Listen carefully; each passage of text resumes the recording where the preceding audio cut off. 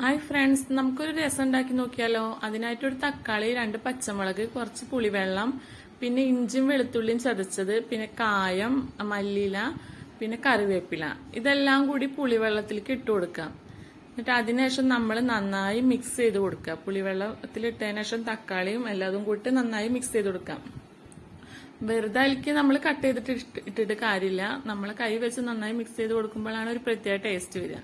ഞാൻ എങ്ങനെയാണ് രസം ഉണ്ടാക്കാറ്, നിങ്ങൾ എങ്ങനെ ഉണ്ടാക്കണമെന്ന് എനിക്കറിയില്ല. ഓരോരുത്തർക്കും ഓരോ സ്റ്റൈലല്ലേ രസം ഉണ്ടാക്കാൻ. അപ്പോൾ നിങ്ങൾ എങ്ങനെ ചെയ്യണമെന്ന് കമന്റ് ഇടണം കേട്ടോ. ഒരു ചട്ടി വെച്ച് കുറച്ച് വെളിച്ചെണ്ണ ഒഴിച്ചു കൊടുത്ത് അതിലേക്ക് കുറച്ച് കടുക് ഇട്ട് കൊടുക്കാം. പിന്നെ കുറച്ച് കറിവേപ്പില ഇട്ട് കൊടുക്കുക. കറിവേപ്പില ഇട്ട് കൊടുത്തതിന് ശേഷം നമ്മൾ രസത്തിന്റെ കൂട്ട് ചട്ടിയിലേക്ക് ഒഴിച്ചു കൊടുക്കുക. രസത്തിന്റെ കൂട്ട് ചട്ടിയിൽ ഒഴിച്ചു കൊടുത്തതിന് ശേഷം നമ്മള് ആവശ്യത്തിന് ഉപ്പിട്ട് കൊടുക്കുക.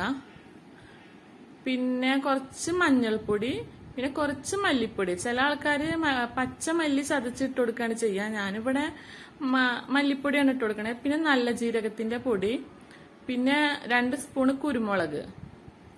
കുരുമുളകിന്റെ പൊടിയാണ് ഇട്ട് കൊടുക്കേണ്ടത്, 2 സ്പൂണ്. അതൊക്കെ കൂടി ഇട്ട് കൊടുത്തിട്ട് നമ്മളൊന്ന് നന്നായി മിക്സ് ചെയ്ത് കൊടുക്കണം കേട്ടോ. നന്നായി മിക്സ് ചെയ്തതിനു ശേഷം ഒരു തള വരണ വരെ രസം ഒരു തളയ്ക്ക് ഒന്ന് തിളപ്പിച്ചെടുക്കണം നമ്മള്. ഇപ്പൊ രസം റെഡി ആയിട്ടുണ്ട്. എല്ലാവരും ട്രൈ ചെയ്യണേ. എന്റെ വീഡിയോ ഇഷ്ടമായാൽ എല്ലാവരും ലൈക്ക് ചെയ്യുക, സബ്സ്ക്രൈബ് ചെയ്യുക, ഷെയർ ചെയ്യുക, കമന്റ് ചെയ്യുക. ബെല്ലൈക്കൺ അമർത്താൻ മറക്കരുത് കേട്ടോ.